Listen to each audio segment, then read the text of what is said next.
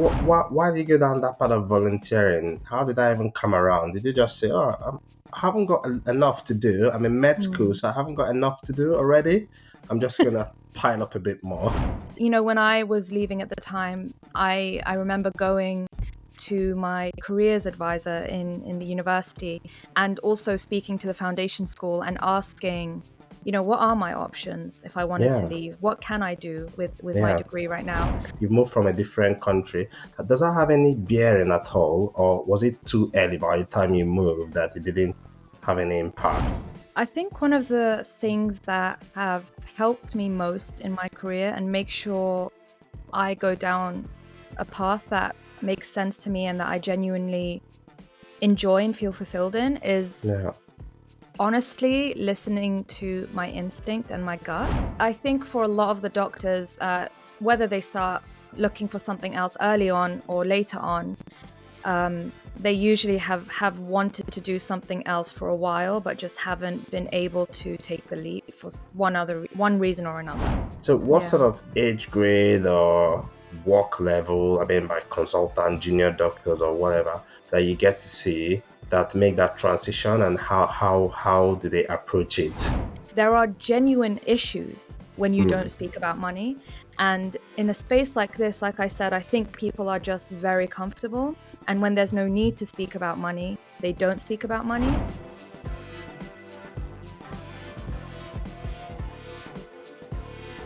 Right, welcome back to the Money Wise Doctor podcast. As usual, every now and then is me, and I'm telling you how to make the best financial decisions for yourself as a doctor. But today, I've got a special guest on the podcast, who has taken a very interesting turn to her career. I'm going to reveal who the guest is in a minute. So a lot of us talk about leaving medicine, and sometimes people talk about working part-time and doing different things.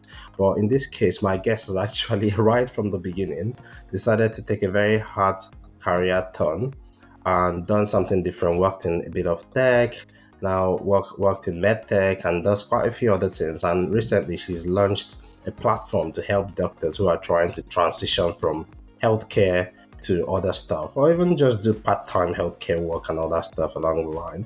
So welcome, and put your hands together. Let's get into the building. Dr. Hannah Ali. Welcome, Hannah. Hi, so nice to be here. Thank you so much for inviting me onto the podcast. Lovely. Yeah, lovely to have you. Yeah, Hannah, I'm sure I haven't even begun to do any justice to that introduction.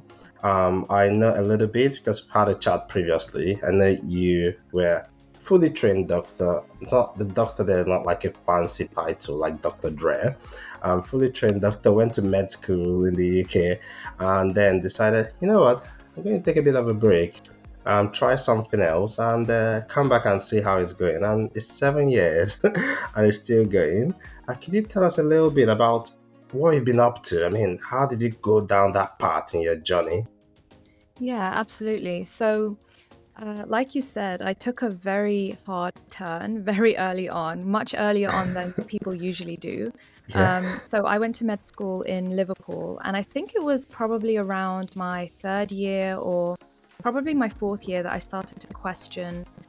I would look around me and I would see the lives of the registrars, the consultants ahead of me. And I would think, like, do I really want to go down this path? I'm not quite sure. I made this decision so young. Let me see if there's something else out there that I might want to do. And even at that point, I was also starting to struggle with my mental health a little bit. As we all know, it's incredibly challenging to be in medicine. So in my fifth year, I was actually volunteering for a health tech startup based in Berlin, and I was just writing patient information leaflets for them. Okay. And I thought to myself, like, let me do some research and see what would it be like if I just took 1 year out after graduation. How hard would it be to come back into F1? Okay. So I applied for the F1 post and I had everything ready, but then I thought, let me just try it. So I asked the health tech company in Berlin, do you have a full-time job for me for a year? And they said yes. So I thought, okay, well, why don't I just go for a year, check it out, see what it's all about. So that summer that I graduated, I moved to Berlin by myself, didn't know any German, Wow. didn't know anyone here. Yeah, it was very exciting, but also kind of scary, as you can imagine. Um, and I arrived here, and honestly, as soon as I started working in health tech, I just absolutely fell in love with it. I fell in love with tech, startups, entrepreneurship, and the feeling that I had working in clinical medicine versus working in tech was just so dramatically different.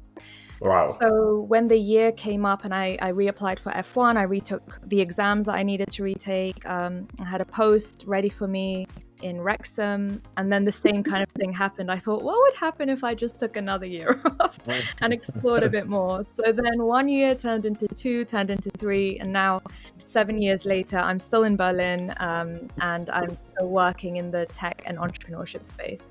Wow, this is one massive break here. How do you say it? When you take out a break, it's Yeah. one massive one. It's gone from 1 year rolled into 7. And the good people of Wrexham, don't be mad. I guess there are some people disappointed in Wrexham. Hannah has followed her heart. Yeah, it's a very interesting story. And you seem to be enjoying what you're doing. Obviously, you've Mm, tried a few things and you've launched an exciting project. But it all started with you volunteering. Tell me a bit mm, about that. Is that what medical students, I mean, I've been a medical student, but that was much longer, a longer time ago than yourself, I suspect. Well, I think. So, why did you go down that part of volunteering? How did I even come around? Did you just say, "Oh, I haven't got enough to do. I'm in med school, mm. so I haven't got enough to do already. I'm just gonna pile up a bit more."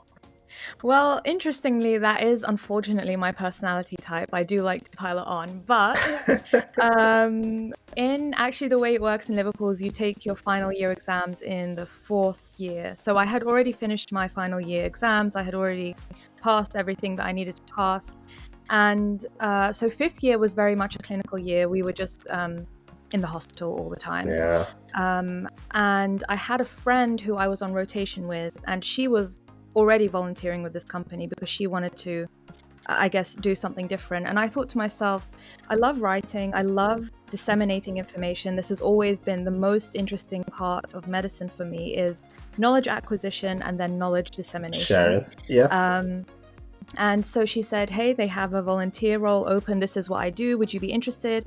And because it was somewhat of a creative role, and I was really missing that in medicine, yeah. I thought, yeah, why not? It's super, like, it doesn't take much time. I can kind of dictate the hours I want to do, the work I want to do. I can give it a go and then see where it goes.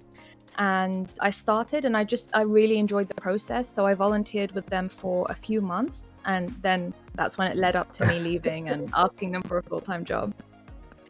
That's amazing. I mean, sometimes I spoke to and well, not quite an F1. She's just finished her training Yeah. as a doctor, 24-year-old yesterday, and she obviously I had her and her partner who is in finance, and she's thinking about taking going into finance and being a trading assistant for 1 year, see how it Mm, goes. And the the partner, who is obviously also young in finance, is egging her on and say, yeah, give it a go. You get the same pay. And I was thinking, well, at 24, it's fine to think about money, but when you're mm, 34, when you're in your mid 30s, hopefully you've got a bit of money. And then you're thinking about, do I love it?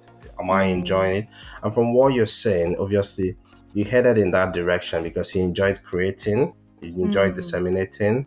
And look where we are now. 7 years later, you're curating and creating opportunities for doctors, isn't it? And your platform, Health Career Transitions, seems to be aggregating that information and disseminating it as well.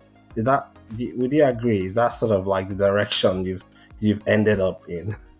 Yeah, absolutely. I mean, like you've said, I've always been drawn to acquiring knowledge and then Yeah. disseminating it in some way. And I had, when I was leaving at the time, I remember going to my careers advisor in the university, um, and also speaking to the foundation school and asking, what are my options if I wanted to Yeah. leave? What can I do with my Yeah. degree right now?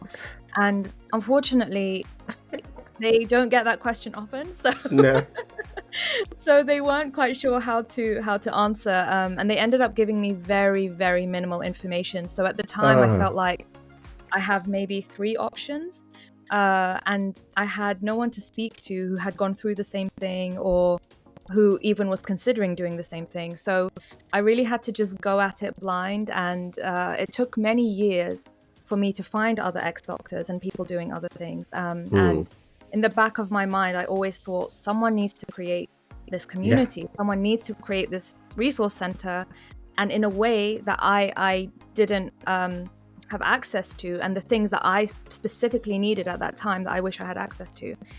So yeah, then I kind of, it took a while for it to come to the point where I was the one to build it, because I think I needed to go through a process. I built some other, like I built my first health tech startup after I left the health tech company that I was working with. Then I built another ed tech startup with my family. So Wow. I had to assimilate some information first, try different roles, and then now I feel like this was the right time for me to come back and disseminate it to other people. Wow, what a journey. I mean, we're going to get into that journey a little bit. You mentioned you've tried some other things, health tech, ed tech, and I find that entrepreneurship, people say 90% of businesses fail. 90% of businesses fail, but not 90% of entrepreneurs, because entrepreneurs start things is failed. If you keep going, someone said you have to start up to 7 or 1 out of 7 fail. So I'm going to do 8. Hopefully 8 is the magic number. Yeah, well, it's been quite a journey, but you mentioned something really key. You mentioned your family. You started a business with your family. Not so many people would do that just because it could be like, oh yeah, now I'm gonna have to fire my mom. How's that conversation going to go? Or I'm going to need to tell my brother who is waiting for the paycheck for his child's school fees that we didn't quite make payroll this month. So we're gonna have to pay you half. But yeah, you mentioned your family, so that takes us back to the origins. Nobody will pick up from this here lovely vowel enunciation and your accent being different from mine, that you weren't born in the UK. You shared that with me. So could you tell us a bit more? I know like me myself, having moved to the UK towards the late 20s and heading into my 30s, you moved from a different country. Does that have any bearing at all, or was it too early by the time you moved that it didn't have any impact? Well, I was really young when I moved. So I was born in Iraq and I left when I was 2. And then at the time it was during Saddam Hussein's regime. So my family were kind of fleeing Iraq. So it took us about 3 years until we were able to come to the UK as refugees. So we applied for asylum. But luckily, we already had my uncle and his wife, who were very well-established doctors in the UK, and they had left many years before we had. So they had already come to the UK, and they were working as doctors in the UK. And so we came here when I was 5, and I don't recall anything from that young, but obviously we still have lots of family, and we go visit Iraq. My parents have now moved back to Iraq, so we go visit them every couple of years. All right. And I think obviously, coming from a Middle Eastern background, there's always going to be an influence for the paths that you choose to go down. But I am just really lucky that my family has been really supportive of any path that I've chosen to go down with my career. Excellent. I mean, it's when you mentioned that sort of like family coming from a Middle Eastern background, you mentioned earlier on that you had a chat with the guidance counselor, career counselor, and you realized you had 3 options. And that took me back to Middle Eastern background. I see a lot of Iraqi doctors. What were those 3 options? I mean, tell me the 3 options from your family in terms of career options, and then tell me the 3 options from the guy, having spoken to the career counselor, what you came up with. What were the 3 options? Well, with my family, I mean, it was kind of, I was so young, I kind of just wanted to, and I was ambitious, so I just did the top 3 I felt like were my options, which is most brown people's options, which are like medicine, law, and engineering, one of those as one of the options. And I really gravitated towards medicine because I wanted to help people with my work as well. But I didn't think about it deeply. I mean, the only other career I thought of when I was a child was to be a fashion designer, but that's so unheard of in... What did you say you were going to do again? Fashion what? Fashion what? What's that? What's fashion? How's that going to pay the bills? Wow, Yeah. it's very interesting. Obviously, I've done a review of the psychology of money recently on MoneyWise Doctor podcast, which will go Mm, live soon.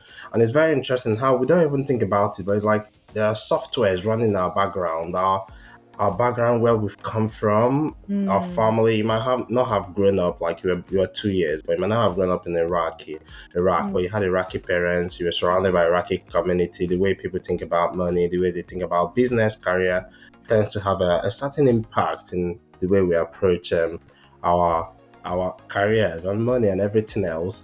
And I think that has a big bearing. And it's very interesting to see how you've navigated. Obviously, you're living in Germany now, you've worked in the UK, you've gotten quite comfortable with transitions. So, sort of like you've mm. transitioned from one job to another, you've transitioned from one country to another, you've transitioned from businesses and all that.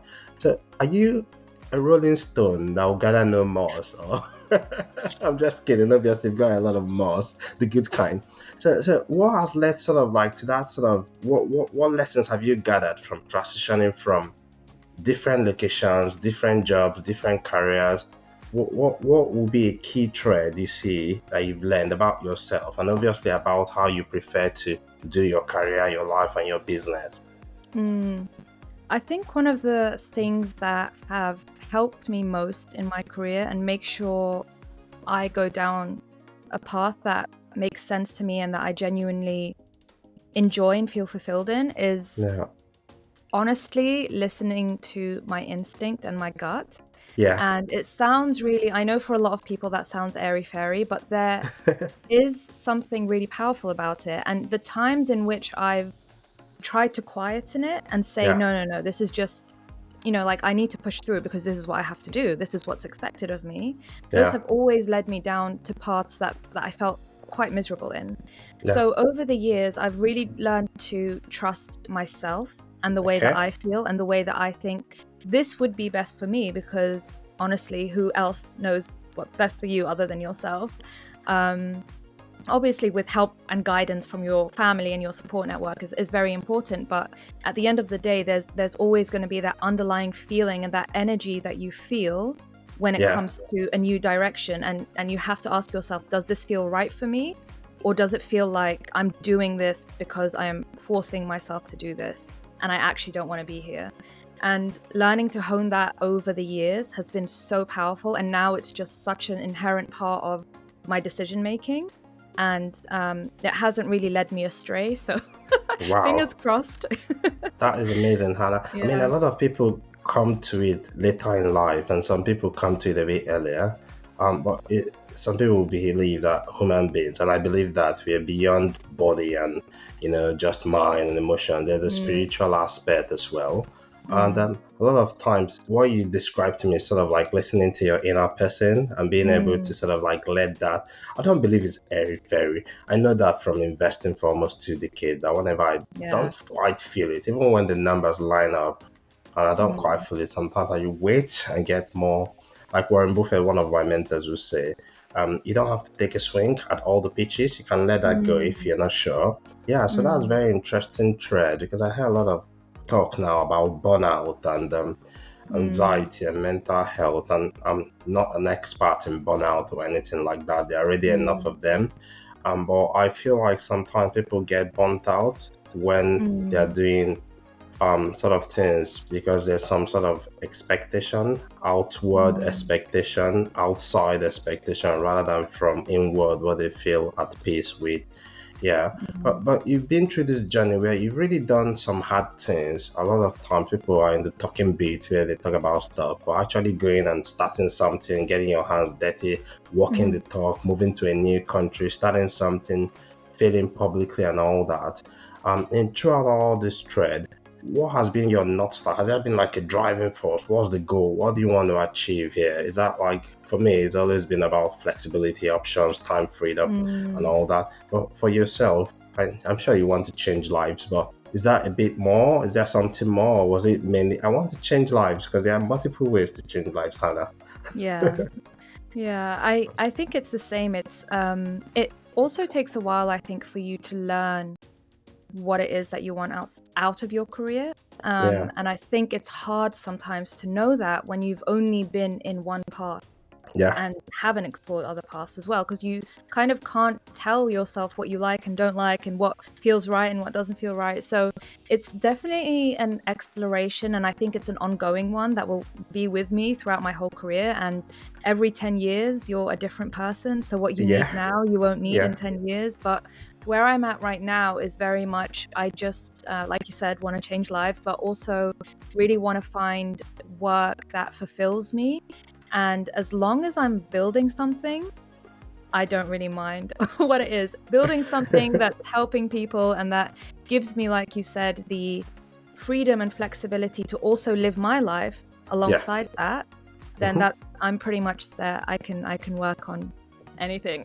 That makes sense. I suppose my Yeah. garden shed has fallen and might need a bit of building. That doesn't fall into your wheelhouse of building. I understand there's sort of like some type of building you're talking about here, but yeah, I get it. I mean, Mm. yeah, currently working on healthcare transitions. Let's Mhm. get into that a little bit because it's been quite hot a lot of times now. There's a lot of talk about, oh, medicine stole my future. Medicine stole my energy. And a lot of thought, a lot of times when we get into medicine, we are pretty much teenagers, and Mm. get into this idea of stuff.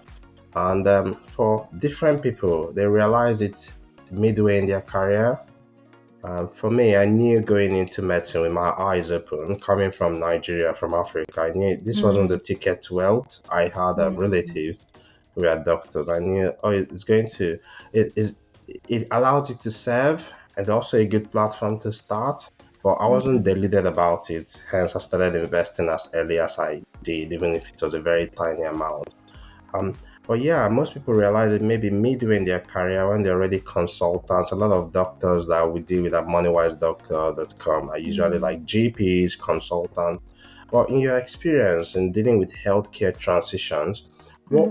what sort of trend are you seeing? What's the primary reason why people decide after so many years working in this area? It's very difficult to get into med school. You know that firsthand.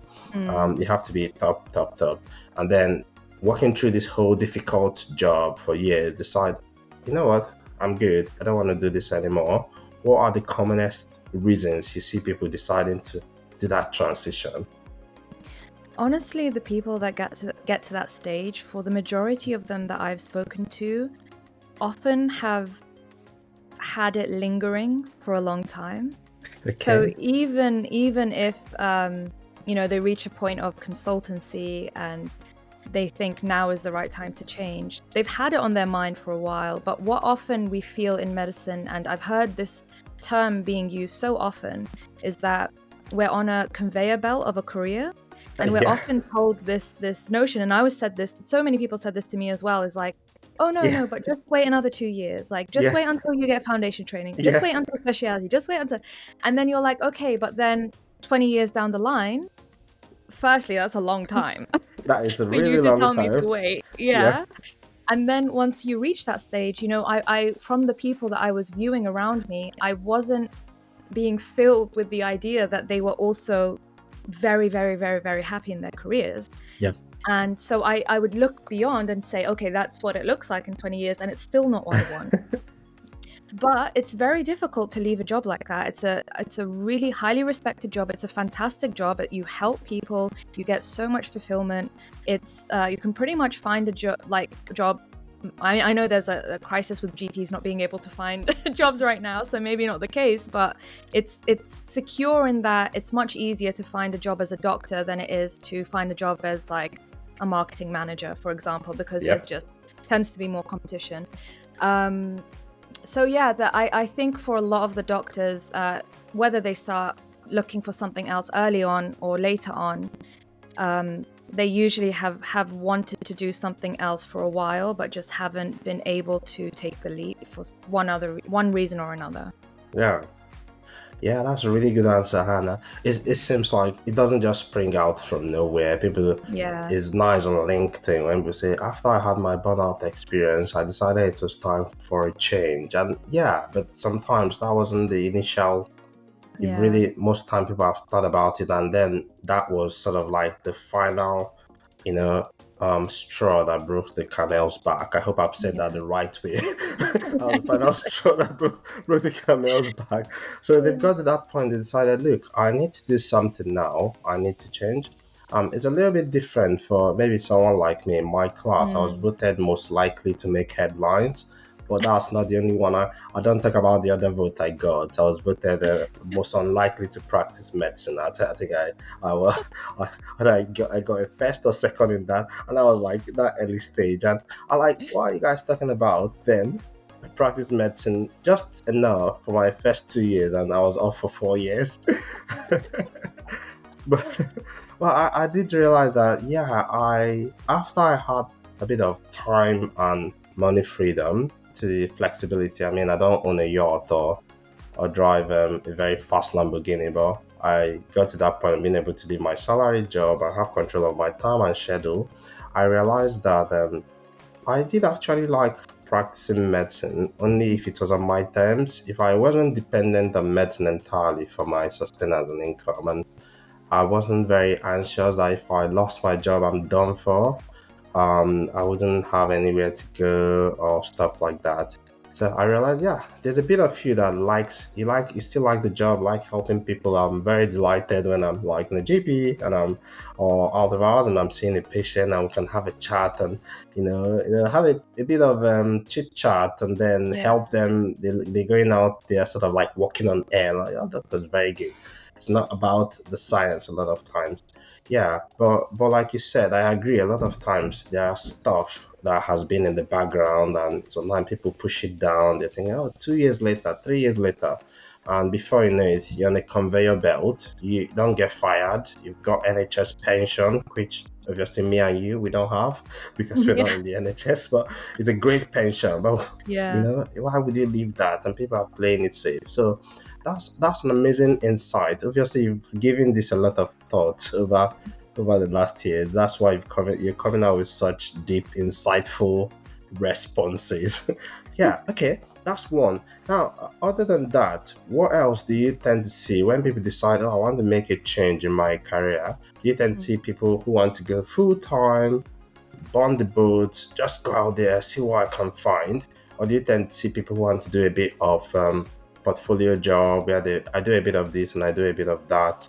Or do you tend to see people who just maybe I've seen people swing all the way the other way, say, you know what, I'm going to become a painter now or Mm. a designer, and then eventually link it back to medicine. They'll call it, oh, it's painting therapy. Like, it Yeah. doesn't have to be, but yeah, okay, I get it. Yeah, so Yeah. what sort of pattern have you been seeing in your job? Honestly, it varies so much. Some people are really, like you said, they reach a point where they're very sure that medicine isn't what they want to do for the rest of their lives. But a lot of people, I would say most of them, are just really uncertain. Firstly, what their options are, what they even like to do. They have no idea what would be a good place to start. So a lot of my time is spent giving people the first one or two steps to exploring a career. Okay. Like read about this or think about this, and these are the kind of options that you have. And yeah, it can be very varied. But one thing is, I think people have the perception that to explore something new, it has to look a certain way. So they either think it has to be like a very high risk, like I have to quit my job and do something else completely to explore I health moved to tech or Germany. move Moved to to another country. Germany. Yeah, like it has to be this extreme thing that, I mean, I know I did that, but it definitely doesn't have to be that way. And going on to the story that you told previously about how much you enjoy medicine now that you're doing something else on the side, I've heard that so often from so Yeah. many people I know, is that, they think the solution is to leave entirely, but really the solution sometimes is just to do something else on the side. So it takes the pressure off. And Yeah. once you've taken the pressure off medicine having to be your full-time job, your only sole income, or being there all the time and kind of being married to it in a way that you don't want to be married to it. Maybe you want it as a girlfriend, but not married. Wait, let me check if my wife is listening on the podcast. Maybe I still want us to remain married, okay? Yeah, but the idea is that you can explore things in a very low risk, Mm, way, and you don't need to set your whole life on fire and leave everything behind and go in a new direction. For some people that works brilliantly, but for most people it doesn't. So it's, when we talk about exploring a new path, it Yeah. really can be just, hey, now I'm going to go part-time and try to do something else on the side. And that's just as much of a success as someone who says, I'm going to quit and goes become a software developer in health tech, for example. Yeah. Wow, that's really insightful. I mean, a lot of time people don't know what options are available to them, and there are not enough career counselors. You have people on one side saying Yeah. you're an idiot for leaving medicine, and then you have people on the other side, oh, this is great. And in my case, leaving medicine fully 4 years, and I really, really enjoyed it, but there was always a part of me that wanted to practice, so I kept my license, and whenever there was voluntary work, I always go in. And yeah, I'm a doctor actually. I went to med school. It's not Yeah. only about the social, bit of it, but it's just like, oh, I'm able to help someone in that way that, Yeah. there's not a lot of opportunities where you can do that and people trust you and, look, I've got to manage this trust very carefully. But that's a very good point.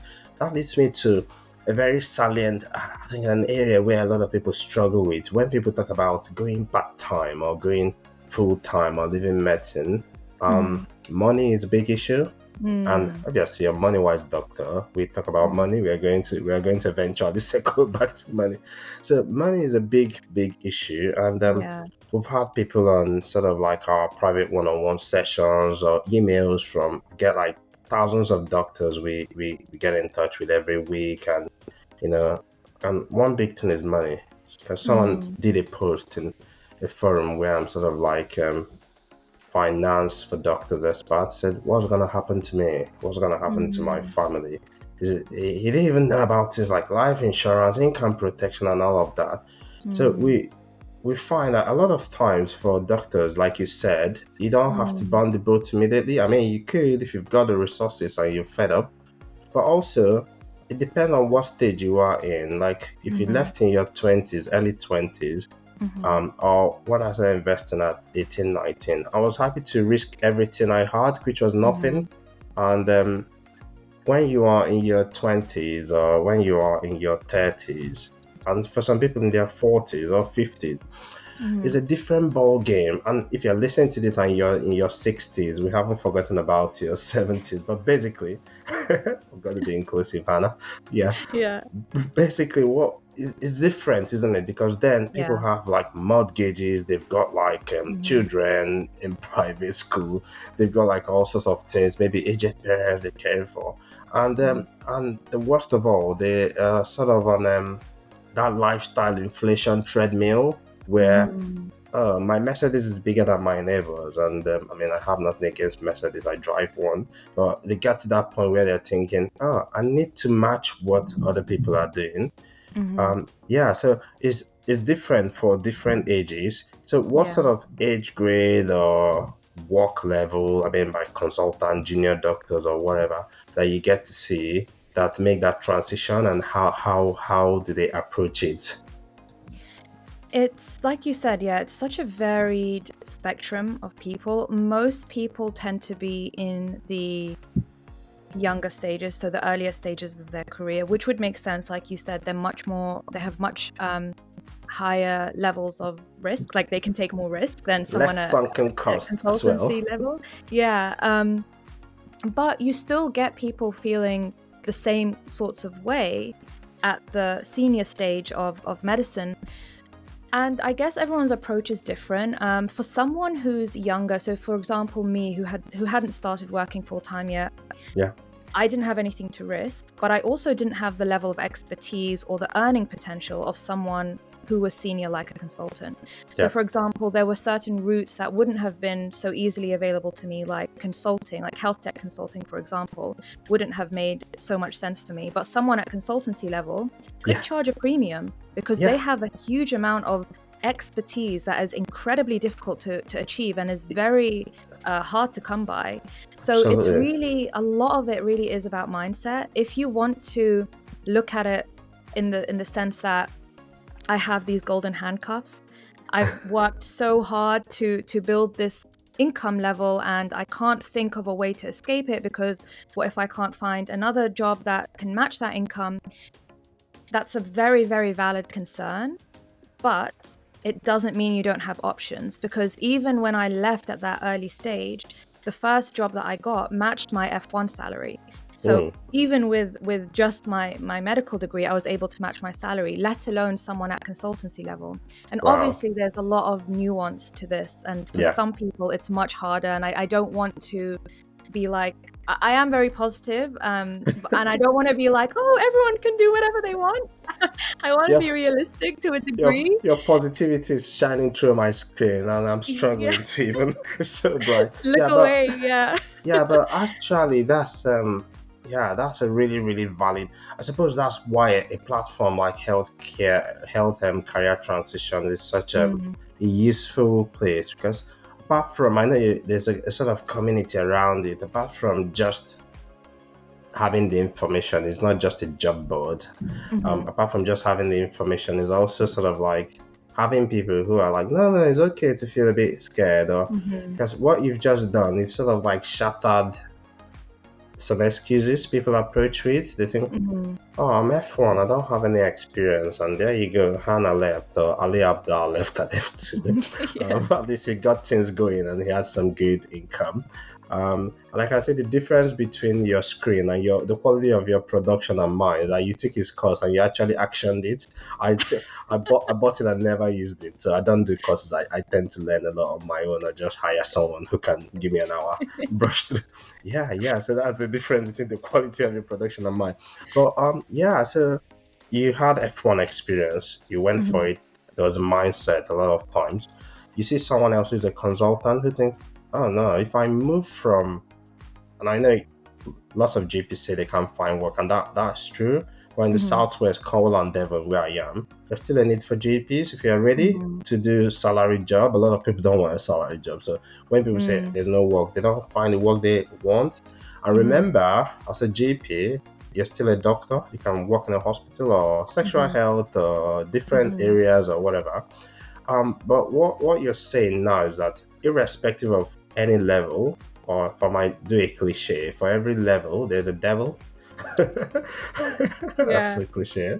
Maybe we should scrub that. But that's it actually, because when you're F1, you say, I lack experience. How do I know that I'm not going to waste the next 10 years of my life? And you came up with an idea. I'll test it for a year. That way, you've got an out. You're not risking too much. And after a year, I can test it for another year, see how it goes. And then you've ended up with 7 years, which is brilliant.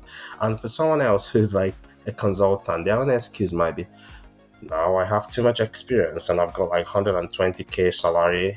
Most health tech jobs, I've spoken to GPs and consultants who said, oh, they were going to pay me £50,000. And I thought, no, that's not going to make any sense for me. And I'm thinking, look, try starting a business. You start from zero. Sometimes you start with zero income. You work for a year, you grind it out, and then before you get out your $1 million payday. So that's a lot of us as doctors were also a bit risk averse. And would you say that if more people had a clear sort of like plan in terms of money plan, financial plan to transition, do you think that might make it a bit easier? I mean, having a financial plan before leaving medicine, because in my case, when I left as a salaried GP, part of why I was able to, all right, I'm done. Part of it was because I had a plan that didn't start the point I decided to leave. It's something I built and invested and sort of like developed other sources of income.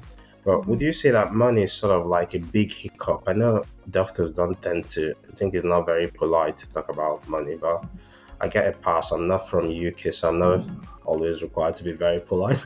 I try to be.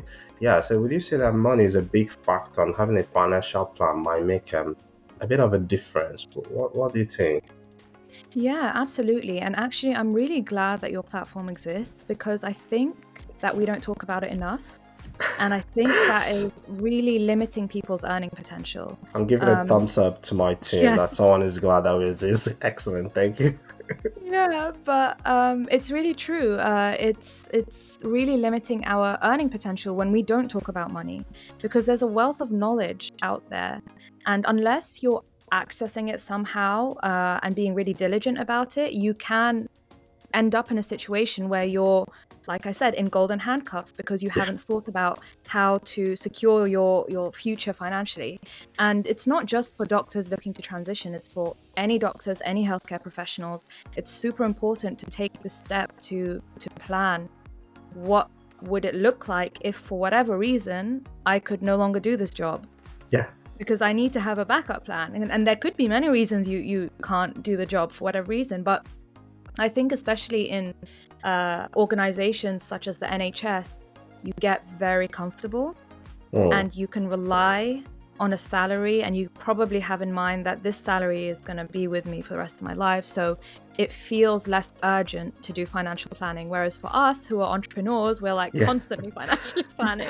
Cash flow analysis. Yeah, because we might end up with nothing. But I think it's we need to honestly speaking, we need to get rid of this notion that it's impolite to speak about money or impolite to speak about our salaries, because it's holding people back. And I've heard so many stories, both like mostly outside of healthcare, but of this, you know, when companies say you can't speak about your salary, you can't share with other people. And then people on the same level, they tend to be women, because obviously we know there's a gender pay gap, are earning 100K less than their male counterparts who are exactly the same level in the organization with the same kind of similar background. So there are genuine issues when you don't speak about money. And in a space like this, like I said, I think people are just very comfortable. And when there's no need to speak about money, they don't speak about money. But it's not helpful for the community as a whole, but also for individuals. That's my opinion anyway. I think I very much share a lot of that. Obviously, speaking about money, if I were paying someone differently and I was paying differently, I wouldn't want it to compare notes and find out how we are being paid less. Obviously, medicine, I don't think I'm an expert on gender pay gap, but in the UK, it seems like if you work at F1 and I work at F1, irrespective of our gender, we get the same pay.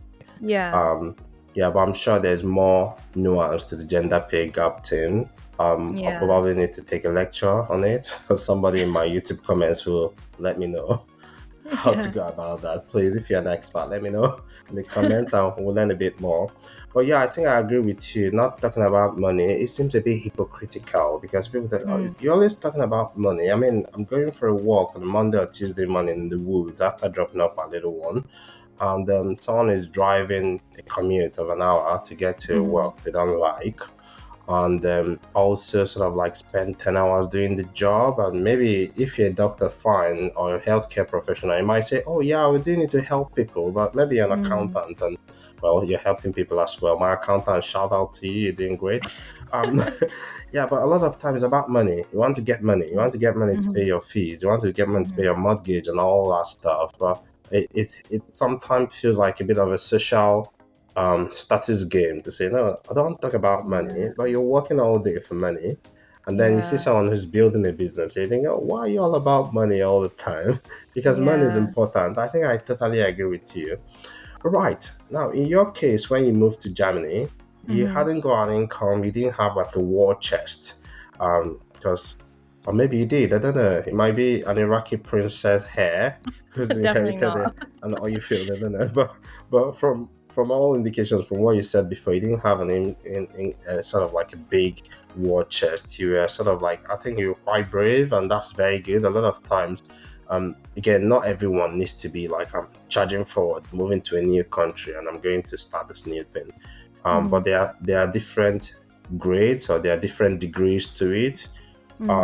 So moving careers or deciding to cut down, having a clear financial plan, at least is your plan, you know what you're doing, you know what to do. If things are not going all right, you know, okay, this is where the issue is really important.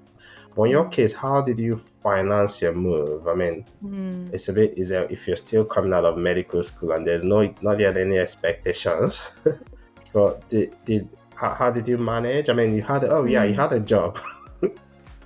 Yeah, I had the job, but actually even in the beginning stages of the job, for the first 3 months, they were paying me a very low salary as a contractor, because they hadn't secured their Series A funding round.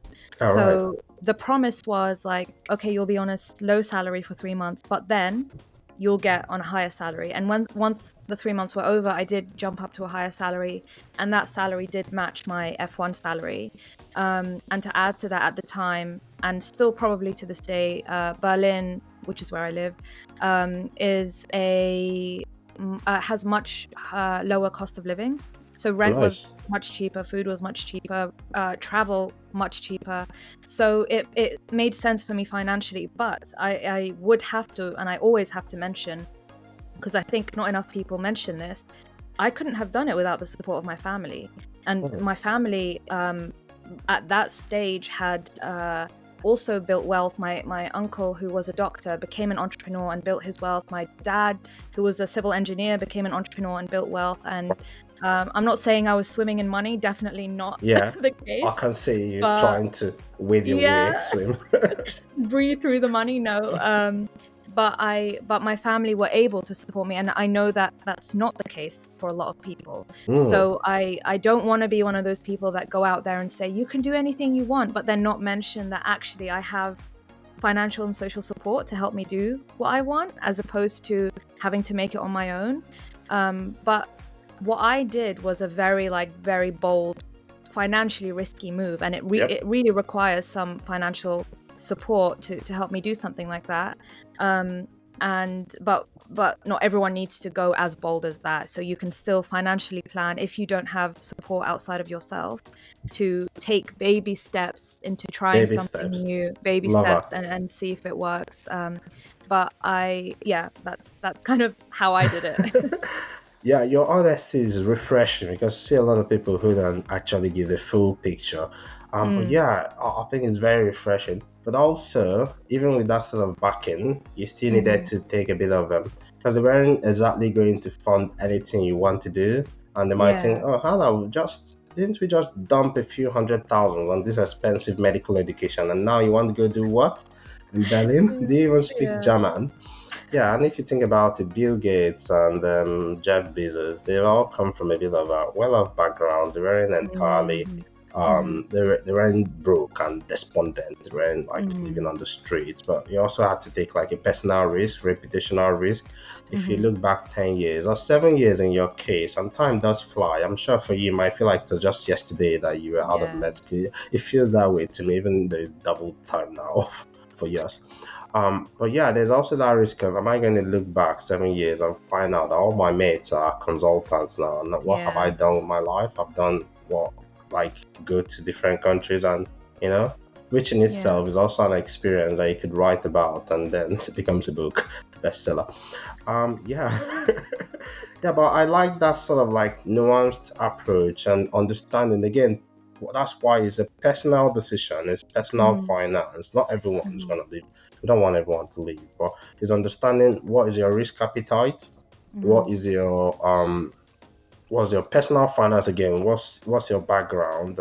Because me moving to a new country didn't really quite have that sort of cushion, but I also had some strengths. I'd been investing for a long time, so I knew that worst case scenario, I'll sell all my stocks. I came down to £5 at some point in Nottingham when I was doing my masters, and I thought, worst case scenario, you know what, I could sell some of my shares, which I never want to do. But in your case, you sort of had, okay, if things don't work out, I can pack up, go back home. I'm sure my parents will still welcome me, which is great.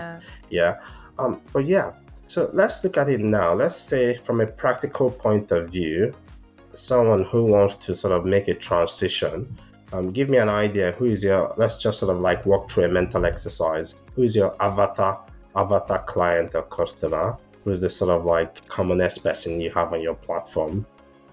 Our current primary avatar would be probably an F1, F2 NHS medical doctor who is feeling super burnt out, super exhausted, has always had some sort of desire to work in either the tech sector or in a creative sector, and they're just looking for someone to speak to because they feel that they can't really speak to anyone around them. Yeah, wow, that's amazing. So let's call them, we're not going to call them Hannah. We'll call them... Let's call them Alina. Alina? Alina, yeah, let's call Yeah. him Alina. Because there's this thing about Avatar. I get to look at the data behind our Motherwise Doctor, and I say, like, oh, these people, they're all between 25 to 45. I mean, we've got people less than 25, we've got people over 45, but like the bulk Yeah. of them falling between 25 to 45. But not all of them are male. A good portion are. That I've got like Mm-hmm. almost 50-50 split, male and female. Mm-hmm. So we're going to deal with Alina. Alina wants to. She's an F1. She's working in London. She's about to go to F2. She's thinking about a gap year, or should she not? What should she do? And she finds out about this amazing platform called Healthcare Transition. She's feeling a bit bummed out. Then she finds a lovely YouTube channel. Guys, check out Hannah Ali. She's got like banging thumbnails. Her YouTube channel is just something else. I thought I might delete my channel when I saw yours, but I realized again, No. I'm not a content creator primarily. I'm guy who talks about finance to doctors. Yeah. So she finds your channel and she sees one of your best performing videos. I think was that Ali's course or how when I left medicine When or I left something. medicine. Yeah, that Yeah. left when I left medicine, which is really really good video, well done. And yeah, so she's written and she's thinking, oh, I must have to do something. I want to get in touch. So walk us through the journey of Alina. You're free to make some assumptions in terms of their background. We're going to assume that they're not from a well-off family, but their family is not also dependent on them. Like a lot of international medical graduates like me, you might find situations where you've got to support family because that's what we do. That's our background. You've got a budget for family. Let's take all of that away from Alina. Let's just assume that she's starting on a fresh, clean slate. She hasn't got a trust fund or inheritance or anything, but this is where she is at the moment. What happens when she comes to healthcare transitions? What happens when she's in the platform, or what would I suggest that she do? Let's say she finds the platform, and obviously the first step would be to sign up. You've got a mailing list because you're a smart entrepreneur. A lot of creators don't have mailing list because they've not used our neuro framework. So you've got your mailing list, right? Yeah. So they sign up. Probably you give them something to sign up, a lead magnet or something. They sign up. So walk me through what's the next step. What they hope to get, and because I know there are quite a few Alinas who listen to my podcast, and they might think, oh, this bloke, you've been investing since 19. You've gone to Warren Buffett's Berkshire Hathaway conference. So you might not be able to tell me exactly what to do if I'm transitioning from my career. Yeah, I'll learn about money, but the actual transitioning, if they jump on healthcare transitions, they get on the mailing list, what will be the next step? What should they expect? What sort of support? What sort of community? Are they going to get job suggestions? They're like coaching calls and all that. How does it work? Yeah, so we have a free plan that's open to everyone, and I would suggest that's definitely the best place to start. So Free, sign all up right, that's to the right price. sign up kidding. to well, we need to run the platform some way. But absolutely. The free plan is will always be free, and it's our resources section. So that is always the best place to start, and it's where you can find our information. Right now, our resources are primarily sectioned into career transition resources, so alternative careers, transferable skills, things like that. And then there's entrepreneurship resources, there's mental health support, and there is gosh, my mind has gone blank and I've forgotten. I've forgotten the last resources section, but there are lots of we'll flash it on the screen what the career options are. And sorry, just to jump in there, when you say resources, what are those? Are like videos or PDFs or courses, or what exactly does that mean? So they really vary. So some of them are like lists of companies that you might look into. So for example, in the health tech resources section, there's a list of companies by country that might be interesting for doctors to transition to or healthcare professionals to transition to. In the career transition section, it's more like PDFs and ebooks, and we tend to make them very detailed. So we try and pack in as much information as possible. And actually yesterday we launched a free guide called 10 Transferable Skills for Healthcare Professionals Exploring New Careers. So you can get that guide as well. That's useful. I mean, it's all sticking nuggets. You think about, oh yeah, of course. And then putting it together in a way that it's actually become digestible.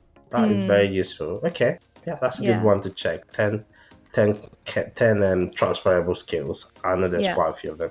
Okay, so Alina joins the platform, and Alina Hmm. can actually see these resources. They're all free, which is very useful. There are options. I didn't even realize there were options, and now these are the options in different countries. So it's not just UK; it's in different countries. And I've also read a few things about career transition support and all that. What is the next step? Let's say Alina thinks, you know what, I want to get on the paid part. I think this is Hmm. a journey, and I'm going to need some support. It's not something I Hmm. want to do on my own. Because a lot of people don't realize how lonely it could be. This whole journey of going the Hmm. alternative path, and they think, oh, I want to join someone. I want to get that sort of coaching or support. What would be the next step for them? What are the options? So if Alina decided to go on the paid plan, which you can also get a 1 month free trial for, so you can definitely test it out and see if it's something for you. And if it's not, you can decide to cancel it, which is totally fine as well. Okay. And what we offer in our free plan is obviously more robust. So we have a community space where we connect other healthcare professionals, a lot of them being UK-based medical doctors who are also exploring alternative careers. So we Yeah. have, imagine it like we have a feed, but we also have a chat where we communicate with one another Hmm. daily, ask questions. Someone might say, how can you help us with this? Or I have a question about this, or I'm struggling with this. And we also I have two really wonderful junior doctors on my team as well who help me manage the community and answer those questions, but I'm pretty much there all the time, like answering all the Excellent. questions. Shout. You want to give them a shout out? Yeah, shout out to Christina and Hiba. You guys are absolutely wonderful. Excellent. Christina's actually almost about to start her F1 in August, so I'm rooting for her. I think But she follows me on LinkedIn. yeah, she's a massive content creator as well. So follow her. They both have really great YouTube channels, so follow both of Wow, them. that's amazing. And yeah, so we have this community space. We also do a weekly community coffee connect, we like to call it. So it's Mm. a online call that we have. We just check in with everyone. We have, yeah, we talk about a specific theme for that day, and then we all contribute and support one another through that. And that's really, really lovely because I think it's good to actually speak to people as opposed to just messaging them in the chat. And Yeah.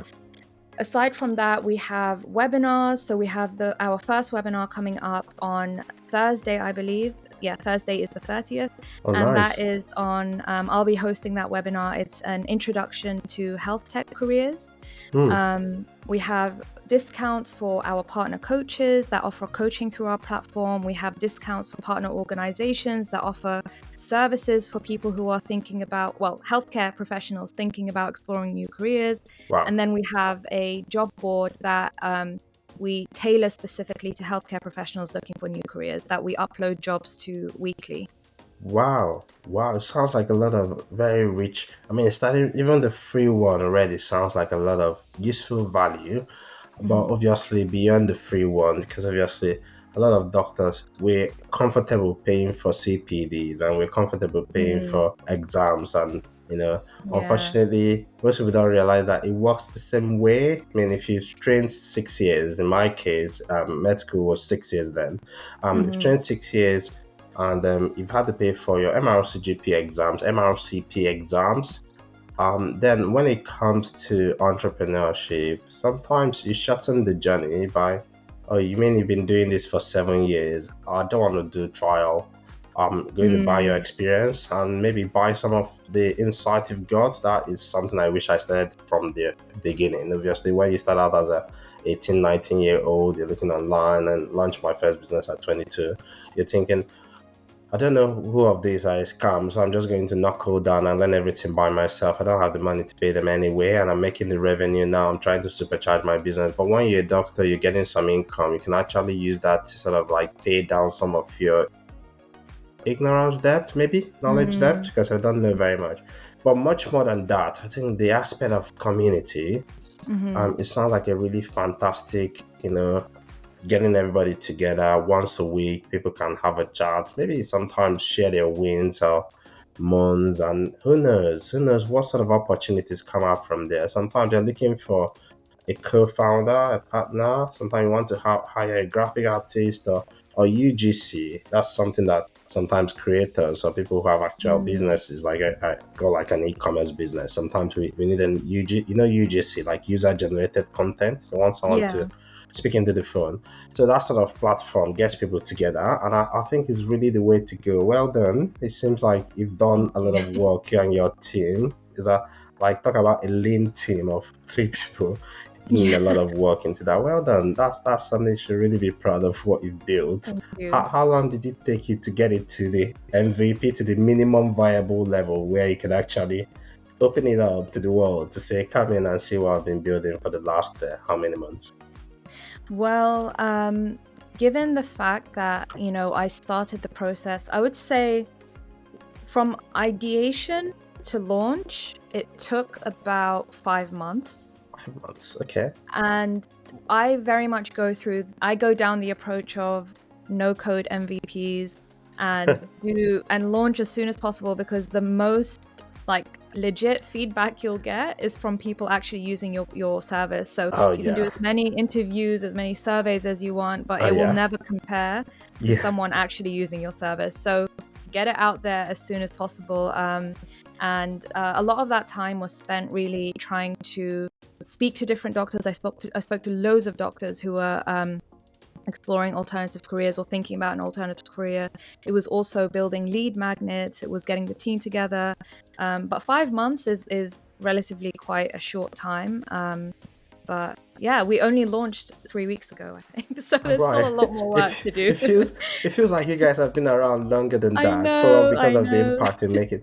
But yeah, I'm glad you sort of like delve into that, because obviously I think I can say this, you're relatively young, you're very young, but most people don't understand that just because you're less than 30, I suppose it's not impolite to say that. We have to get around these things, but you've packed in a lot of years of experience. There are things we're riffing about, like lead magnet and so on. What's a lead magnet? I'm like, yeah, this is a lead magnet. This is what it is. You've passed all that rudimentary, elementary stage, but a lot of doctors don't realize. Just the same way, like you're in the world or you're a GP, you don't have to tell someone this is a butterfly, this is how to take blood, this is how, the same things apply when it comes to entrepreneurship, building stuff and all that. And you're approaching it obviously from, I'll say, like a creator who has experience. You're approaching it because you like, let's test it, let's fail first, or let's succeed. You're not sort of like thinking, I've seen people who I've got this idea, I've talked to doctors, I want to build this. I'm even afraid to share the idea, someone might steal it. Nobody cares about the idea. Ideas are so many, you've got to like really test it in the real world. But in your case, you're saying, no, before we spend a lot of money on software developers, because I've talked to founders who their businesses failed, they've had to build it out, spend a lot of time coding it, and then it failed. But you're thinking, I need to get it out there, let the market tell me, and if it's not working, fine. I mean, the minimum you can do is at least to get like a scorecard, get paying customers, get people to sign up and all that. That is how experienced entrepreneurs do it, and I love it. What's not to love? Excellent.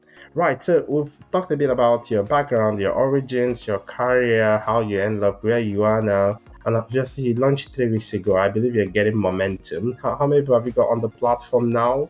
Is that like We've got about 103 people on the platform right wow, now. okay. That's pretty good. Like 103 people signed in under the platform. That's amazing. Yeah, and I suppose it's something that has that sort of network effect.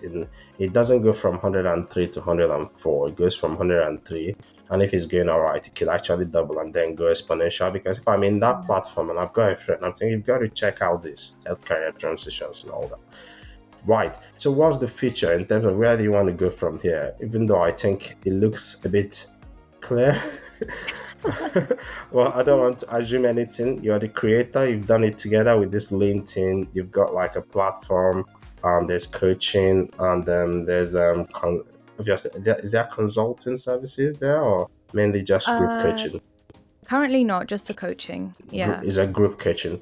And for you to join the group coaching calls or sort of like be on the group stuff, is that like the paid package, or is that the So currently it's not group coaching, although we're thinking of doing something similar with our coaches. So because it's so early in its stages, we've got lots of ideas for different things that we can try. Yeah. So right now it's just accessing individual one-to-one coaching or coaching Okay. programs through our partner coaches. Mm-hmm. And you get discounts as well on that.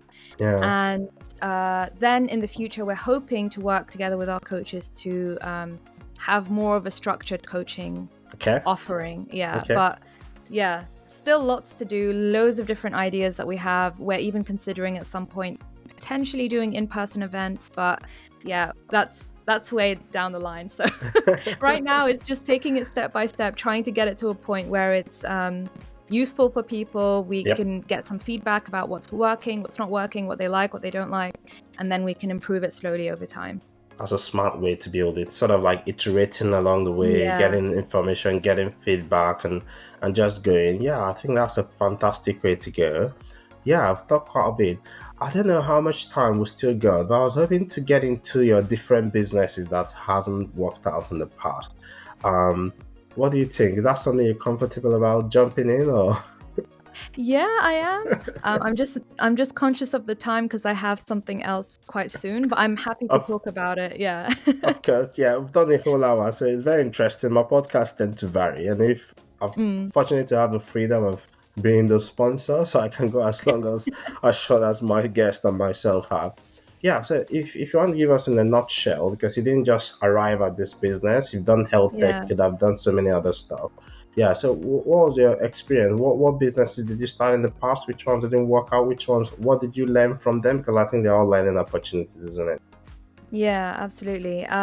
So the first one I started was called Gaia Medical, and it began as a health information website for people living in Iraq, because the current state of the healthcare system there and the health information, public health information, is pretty dire. Oh, And the general public knowledge on health is also quite poor. So I wanted to approach that solution by offering free to access information guides in Arabic and English for all right. the wider Middle Eastern community as well, but primarily targeted towards Iraq. Over time, that kind of developed then into we kind of tried to niche it down a little bit and fixate on a area of health that people needed most help with, and that there was the least support available, and that ended up being mental health. Right. So it transitioned then over time into what became a online therapy platform for the Middle East and North Africa. Wow. And we were trying to do a social enterprise approach of also offering it to Arabic speakers in the West, and then for every coaching client, every therapy client that we had in the West, we would offer one free therapy session to someone in the Middle East or North Africa who maybe couldn't afford to access therapy. And it was a really, really big dream. It was a very important one, but obviously super complicated to actually implement. As you can imagine, I had a really fantastic team of therapists and safeguarding professionals, but it's things that you wouldn't even consider. For example, like payments structures and technical structures, and like all these things that are so complicated in a country like Iraq. And so we ran that for about 3 years. 3 years. Until it came to a point where I tried to apply for grants and funding, but unfortunately I didn't get any, and it came to a point where I was like, this is not making financial sense as a organization, so I'm going to put it on the back burner, and then in the future, if things change, then I can come back to it. So I closed that down, and maybe in the future I'll open it again, because I know that there is a huge need for it, but I also can see that there are other organizations who are trying to build in a similar space. So as long as they have access, I'm fine. That's a really big dream, big vision, and it seems like one that is really close to your heart. And a lot of times we come back to what we we wanted to do, maybe approach it from a whole point of charity, or it might be a bit more structured social entrepreneurship, because it's quite big, it's very complicated, and as a first time founder, I'd imagine how difficult that must have been for you. I mean, the Mm. therapist and you had, did you have to employ them, or were they sort of like on commission basis, or how did that really The work? therapists, they were contracted because they also they worked with other clients, or they had their own therapy coaching platforms. So they were paid based on each session delivered. All right, okay. Wow, Yeah. Gaia Medical. Let's just keep that somewhere, because it sounds like something you might want to return to at some point, depending on what part you eventually travel. And what else did you run? What other businesses did you try?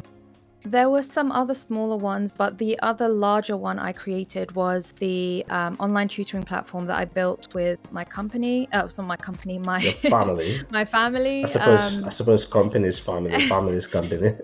Yeah, well, they were already working on it for about a year. It was my brother is a software developer, and then my cousin was a head teacher. So Oh, they okay. came together, they banded together to create this platform, and they were already working on it. But by the point I had joined, they were overdoing the MVP, Yeah. and they still hadn't launched. So Yeah.